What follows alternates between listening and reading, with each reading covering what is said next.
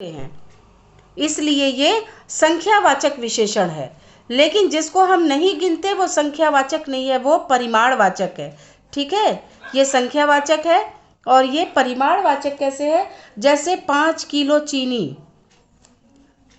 जैसे 5 किलो चीनी, ये 5 किलो चीनी जो है वो क्या है? परिमाण है, जिसको हमने नापा है। थोड़ा पानी, थोड़ा पानी, तो ये भी जो है ये परिमाण है, जिसको नाप तोल करते हैं। तो आपको हम बता दें कि संख्या में चीज़ें हम गिन सकते हैं और परिमाणवाचक में नाप तोल करते हैं। ये संख्यावाचक और परिमाणवाचक विशेषण में अंतर हमने आपको बताया है। अब विशेषण के जो चौथा प्रकार है वो है सार्वनामिक विशेषण। सार्वनामिक विशेषण, चौथा प्रकार जो है वो है सार्वनामिक विशेषण। अब सार्वनामिक विशेषण की परिभाषा क्या है? कि ऐसे शब्द जो संज्ञा या सर्वनाम से पहले आते हैं और विशेषण का काम करते हैं। संज्ञा शब्द और सर्वनाम शब्द से पहले आकर विशेषण का काम करते हैं, उसे हम सार्वनामिक विशेषण कहते हैं। अब जैसे देखो, बस कानपुर जाएगी, बस कानपुर जाएगी, बस कानपुर जाएगी। लेकिन बस के आगे, बस क्या है? संज्ञा है ना, तो बस के आगे हमने यह लगा दिया, यह बस कानपुर जाएगी। तो बस की विशेषता को बता देता है, बस की विशेषता को बताता है कि यह बस कानपुर जाएगी। इसे हम सार्वनामिक विशेषण कहते हैं। संज्ञा या सर्वनाम से पहले आकर, संज्ञा या सर्वनाम से पहले आकर विशेषता बता देता है। ठीक है, विशेषण का कार्य करता है, विशेषण का काम करता है। ठीक है बेटा, ये हम समझा रहे हैं आपको कि जो शब्द संज्ञा या सर्वनाम से पहले आकर विशेषता बताता है या विशेषण का काम करता है, उसे हम सार्वनामिक विशेषण कहते हैं। जैसे लड़का चित्र बनाएगा, लड़का चित्र बनाएगा। ठीक है, तो ये लड़का चित्र बनाएगा लिखा है ना, लेकिन हमको सार्वनामिक विशेषण लगाना है इसमें, तो हम कह देते कि वह लड़का चित्र बनाएगा। ठीक है, ये सार्वनामिक विशेषण है। संज्ञा और सर्वनाम से पहले आकर वो उसकी विशेषता को बता देता है। ऐसा शब्द जो संज्ञा और सर्वनाम से पहले आकर विशेषता को बताता है, उसे हम सार्वनामिक विशेषण कहते हैं। अब सर्वनाम और सार्वनामिक विशेषण जो है उसमें वो अंतर क्या है, वो आप देखिए कि अंतर क्या है सर्वनाम और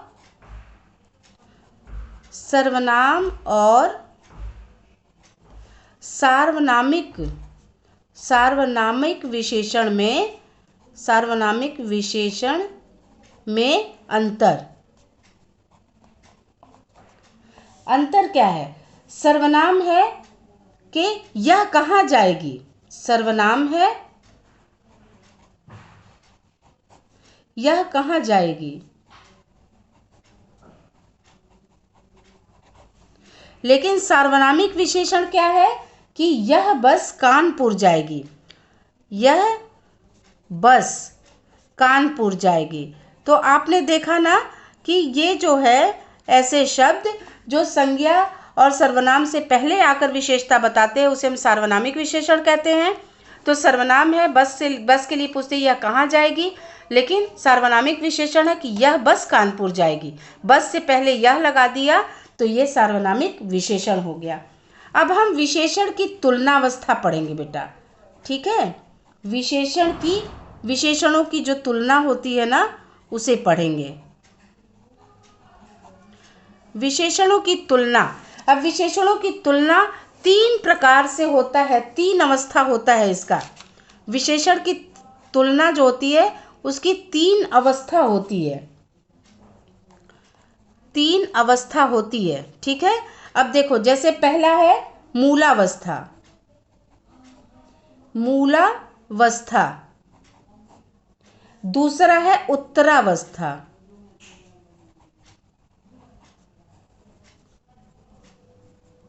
तीसरा है उत्तमावस्था।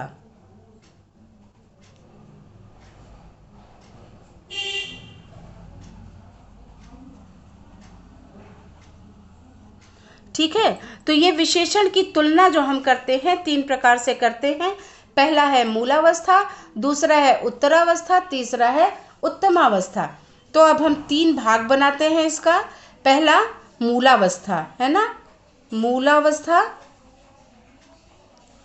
दूसरा उत्तरावस्था और तीसरा है उत्तमावस्था। अब देखो इसकी कैसे हम इसको परिभाषित करेंगे कि जैसे कोई चीज़ है नवीन है ना, नवीन, नवीन का मतलब होता है नया, तो ये मूल शब्द है नवीन। अब उत्तरावस्था में नवीनतर हो जाएगा, नवीनतर, लेकिन उत्तमावस्था में नवीनतम हो जाएगा। जैसे सुंदर है, सुंदरतर, सुंदरतम। ठीक है बेटा। अब इसी तरह बहुत सारे शब्द हैं, तो हम जैसे पढ़ते हैं कि मूलावस्था, उत्तरावस्था, उत्तमावस्था, विशेषण की 3 अवस्थाएं हैं। जैसे हम पहले में मूलावस्था में कहेंगे कि नवीन, मूल शब्द को लिखेंगे। उत्तरावस्था में उसकी विशेषता को बताएंगे कि वो अच्छा है, नवीनतर है। लेकिन उत्तमावस्था मतलब सर्वोच्च अवस्था जो है, तम लगा देंगे। तो उत्तरावस्था में तर शब्द का प्रयोग होता है, उत्तमावस्था में तम का प्रयोग होता है। मतलब सुंदर, सुंदरतर, सुंदरतम। इस प्रकार हम विशेषण जो तुलना की दृष्टि से विशेषण की 3 अवस्थाओं को हम बताते हैं। तो मुझे उम्मीद है बेटा ये पूरा आपको समझ में आ गया होगा। एक बार मैं बुक के माध्यम से आपको फिर से समझाने का प्रयास करूंगी कि बुक के माध्यम से विशेषण एक बार आपको मैं बता दूं कि जो शब्द संज्ञा या सर्वनाम की विशेषता बताते हैं उन्हें विशेषण कहते हैं, और जिन संज्ञा सर्वनाम शब्दों की विशेषता बताई जाती है उन्हें हम विशेष्य कहते हैं। जैसे सविता ताज़ी सब्जियां खरीदती है। ताज़ी शब्द जो है वो विशेषण है, लेकिन सब्जियां विशेष्य है। मतलब हम ताज़ी विशेषण, ताज़ी हम विशेषता बताते हैं सब्जी की कि वो ताज़ी है, लेकिन सब्जियां जो है उसकी विशेषता को जो बताते हैं उसे विशेष्य कहते हैं। जैसे विशेषण जिसकी विशेषता को बताए, विशेषण जिसकी विशेषता को बताए उसे हम विशेष्य कहते हैं। जैसे विशेषण सब्जी की विशेषता को बता रहा है कि ताजी है, लेकिन किसकी विशेषता को बता रहा है, सब्जी की, तो सब्जी विशेष्य हो गया।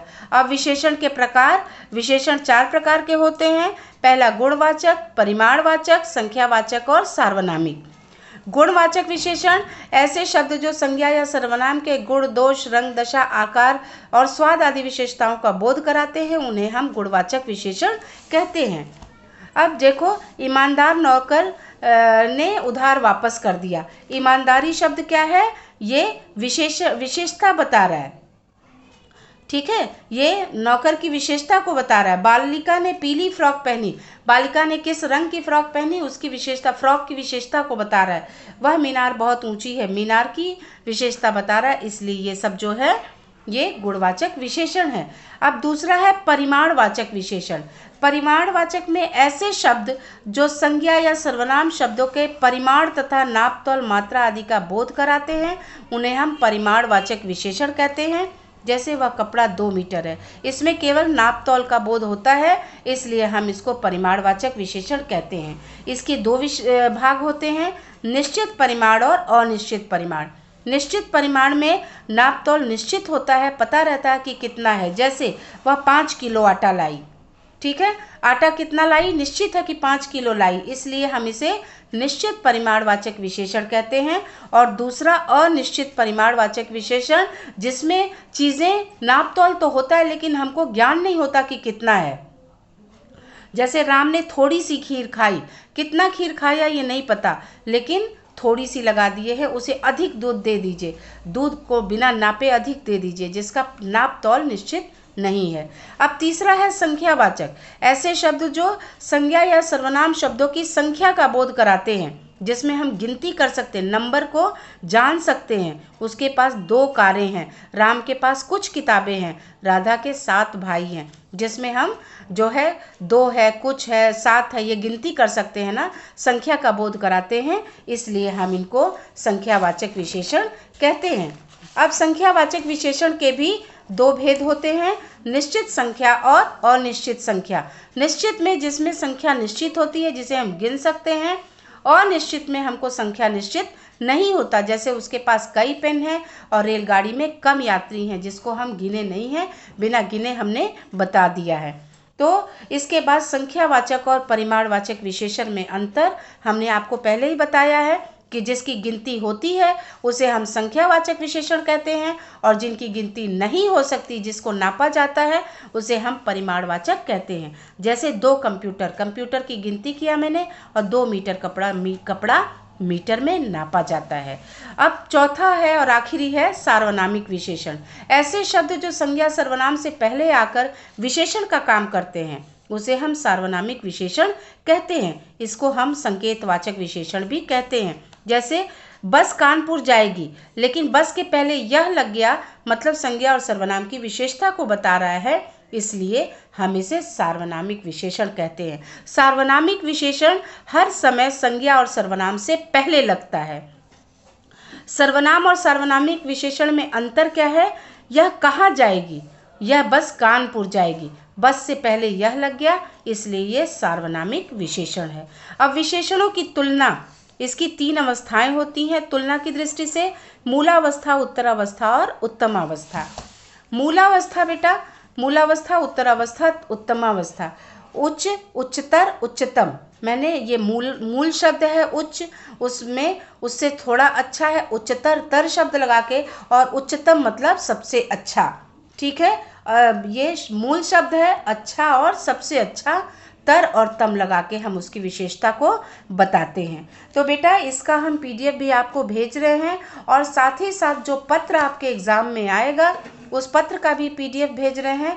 आप ध्यान से उसको कर लीजिएगा, और फिर वीडियो के पहले ही मैंने आपको बता दिया, तो मुझे लगता है कि अब आपको पोर्शन को लेके कोई कन्फ्यूज़न नहीं रहेगा।